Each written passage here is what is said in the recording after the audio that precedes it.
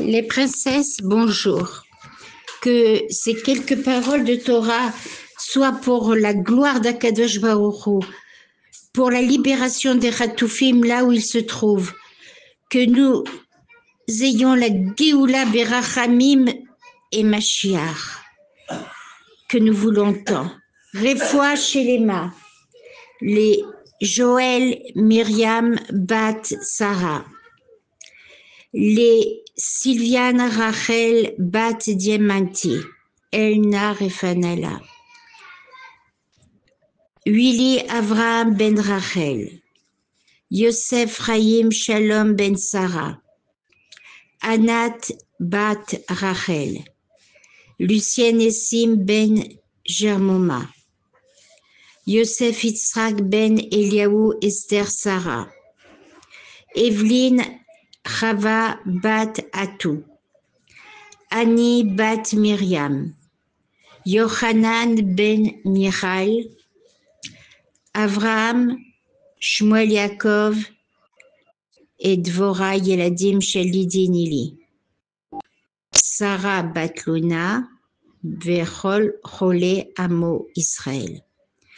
Permettez-moi de faire le Léou Nishmat, Avi Mori, Rav Avraham Albert Ben Rachel, son askara étant Jva Esrei les Tammuz, Yom Rishon. Alors mes amis, voilà, on rentre dans la paracha de Balak. Balak, on dit Ben Tzipor,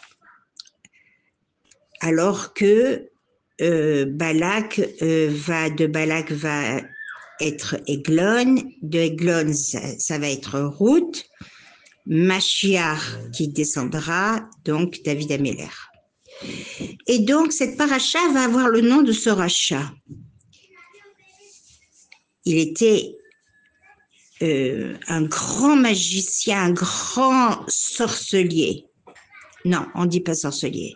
Il était un grand dans la sorcellerie, qui voulait nuire au Bnei Israël. Alors, il a fait appel à Bilam Aracha parce que Bilam avait une haine depuis toujours contre Am Israël. Bilam, c'est lui qui était le conseiller de Yosef, de Paro, et qui avait conseillé à Paro de jeter les Bnei Israël, les enfants mâles, dans le Nil. Alors regardez combien Kadosh Baruch Hu nous aime. Cette paracha la démontre. C'est une paracha très belle, très riche, combien actuelle, la paracha messianique. Alors, on ne doit rien craindre, quels que soient les plans complotés par qui que ce soit, par n'importe quelle nation. Akadosh Baruch Hu est là et il déjoue tout, Nissim Veniflaot. Notre rôle à nous, c'est de faire Torah et Mitzvot. C'est évidemment la condition. De cet événement, Am Israël prend conscience avec conviction qu'on est dans le juste avec Torah et Mitzvah, avec Torah et Mitzvot. Et la seule Hachem interviendra en notre faveur, en faveur de ses enfants bien-aimés. Alors que veut Balak? Eh bien Balak, roi de Moab, il a vu, évidemment la vue, c'est en rapport avec ce mois-ci. Le mois de Tammuz, c'est le mois de la vue. Qu'est-ce qu'il a vu Moab? Il a vu Balak que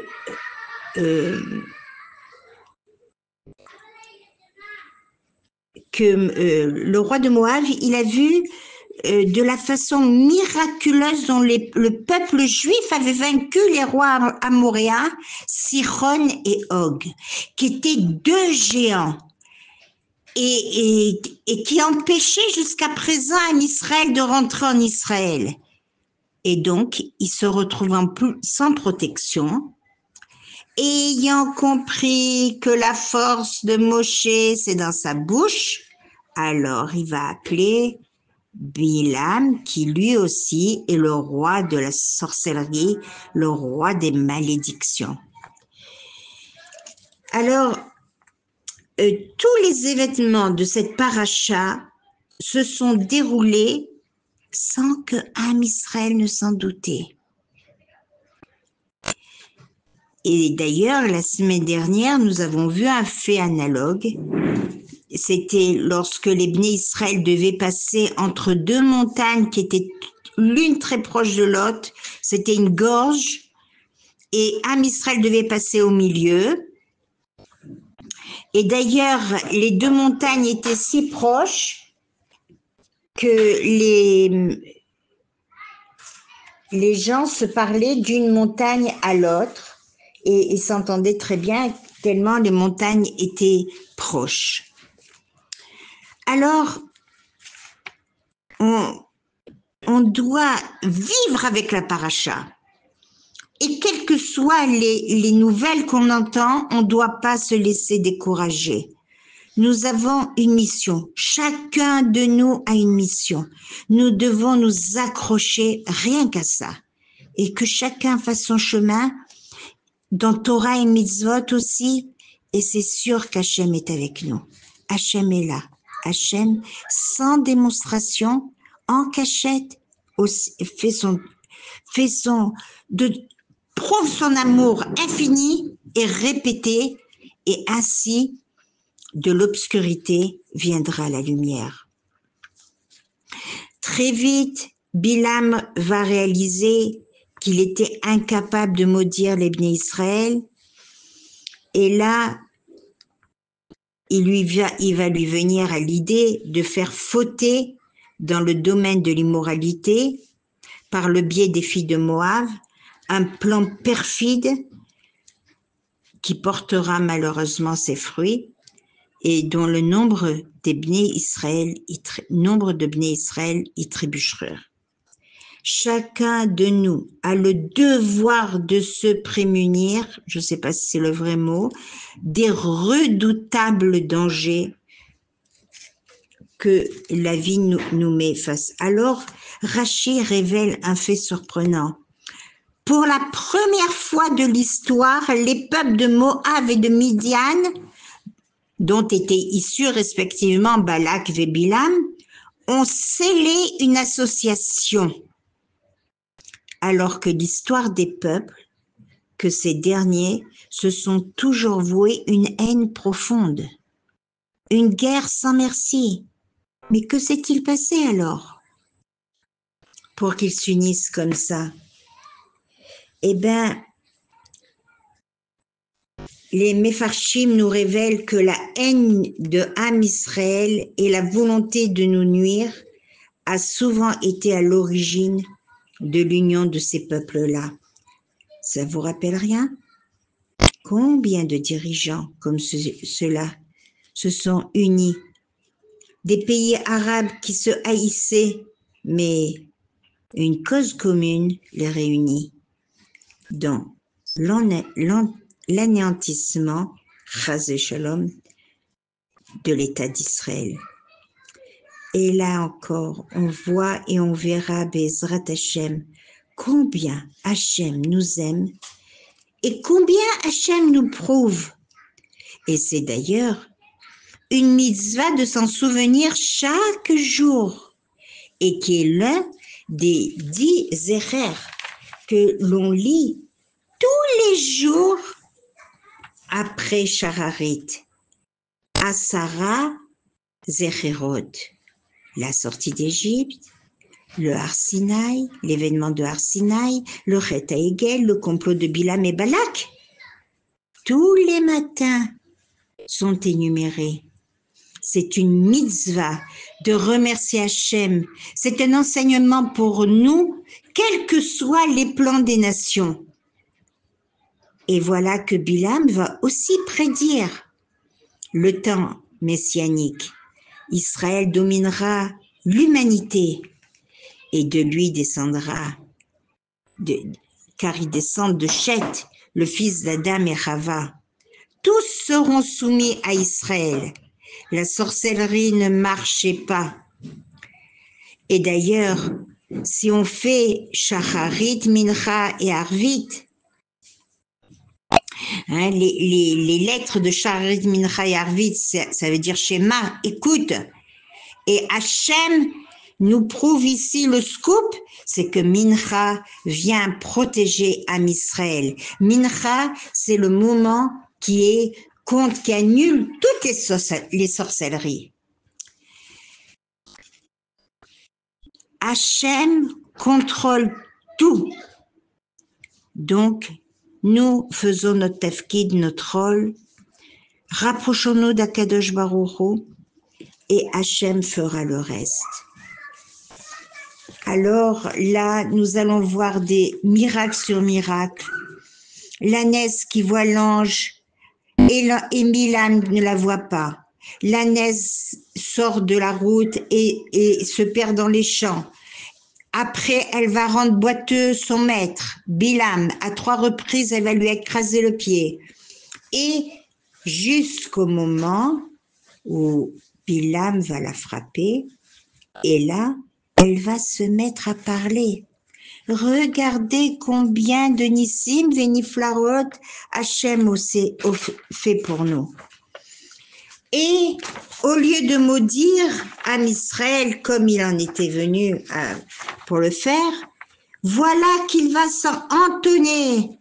Ma tovu alecha Yaakov, mishkenotecha Israël. Oh, comme elles sont belles tes tentes Yaakov, tes demeures, ô Israël, à la vue des tentes disposées en quinconce, de sorte que nul ne pouvait regarder, ne fût-ce de façon fortuite, à l'intérieur de la tente des autres familles. Voilà le pouvoir de la sniout, de la décence. Mes princesses, je voudrais présentement vous raconter une histoire. Elle m'a été racontée et je vais essayer de vous la raconter le plus proche. Et comme je voudrais rappeler le souvenir de mon père qui faisait tant pour sa communauté, alors s'il vous plaît, écoutez cette histoire véridique. Un jeune d'une famille religieuse, comme on dit, étudiait dans une yeshiva, d'événement en événement, ou petit à petit, comme vous voulez, il est sorti du derrière, il est sorti du chemin. Un jour, l'enfant parla mal à son père, puis un autre jour, il se disputait de façon disgracieuse avec sa sœur. Bien que le père était plein de patience et Mévater, il cédait à tout, rien que pour garder le shalom de la famille. Tout en faisant semblant de ne pas être touché par le comportement de son fils. Jusqu'au jour où la moutarde lui monta au nez. Il lui demanda de partir de la maison. Pour moi, tu es comme un goy. Oui, il y pensait pas vraiment, mais c'est sorti. Et l'enfant partit. Malgré toutes les démarches, ils ne réussirent pas à le faire amener à la maison. Les années ont passé, sans contact, jusqu'au jour où l'enfant appelle ses parents et leur dit « J'ai trouvé mon âme sœur et je vais me marier. » Et là, le papa pense « Comment puis-je aller dans un mariage comme ça ?» Ils sont peut-être tous loin de tout. Quel manger vont-ils servir? Quelle musique je vais trouver? Comment vont être vêtus les gens? Devant toutes ces questions, le papa renonça à y aller. Mais voilà, 2 ans après, le père reçoit de nouveau un appel téléphonique. Papa, je viens d'avoir un fils. Je t'en prie, viens. La Brit Mila aura lieu Shabbat, au Moshav. Je vous dirai pas le nom, je me souviens pas. Mais je sais que c'était un Moshav Chiloni. Un Moshav qui ne fait rien. Cette fois, on y va, décide le père. Nous allons préparer tout Shabbat et nous allons prendre avec nous de quoi célébrer le Shabbat dans la joie et dans la Kedusha. Arrivé au Moshav, le père questionne, où est la maison de Monsieur Yosef Ben Loulou? Et on lui dit, du Rav Yosef. Ah non, sûrement pas. Il s'appelle Yosef Ben Loulou, répète le père. Et là, il va et questionne encore une autre personne, et encore une autre personne. Et tout le monde le dirige vers le Rav Yosef du Yeshuv. Bon, il va, tape à la porte pour se renseigner comment retrouver son fils. Et là, il est face à un homme avec barbe et kippa. Il se regarde, papa, mon fils. Ils s'embrassent, ils s'enlacent, pleurent les retrouvailles. Dans de telles retrouvailles inattendues. Mais mon fils, raconte-moi, mais comment en es-tu arrivé là? Et pourquoi tu ne m'as rien dit? Il lui a dit, écoute papa, je vais te raconter. J'ai tourné et vécu dans la vie jusqu'à ce que j'ai enfin trouvé un moshav complètement chiloni.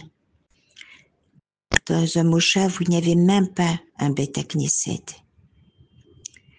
Et là, les familles ont commencé à venir me trouver. Dis-moi, toi qui viens d'une famille religieuse, ils ont perdu leur père, ils ont perdu leur mère. Comment faire la levaya? Comment faire la yeshiva? La shiva? Et donc, de question en question, je me suis sentie remuée. Je me suis mise à étudier et à questionner les chachamim afin de ne pas donner des réponses approximatives. Un bébé venait de naître. Comment faire la Brit Mila? Comment répondre à toutes ces questions? Alors, je suis partie étudier la rabbanout. Et j'ai obtenu ma smira de Rav. D'événement en événement, j'ai étudié, j'ai prié, et ils m'ont mis Rav du Moshav. Papa, j'ai tourné, j'ai viré, jusqu'à ce que je sois arrivée à ce résultat. Alors, les princesses, on vient dans ce monde, chaque juif pour assumer et vivre sa mission. On ne peut pas l'oublier. On est une femme juive avec un rôle. Cela représente une mission et une des plus belles. Shavua Tov, les princesses. À bientôt.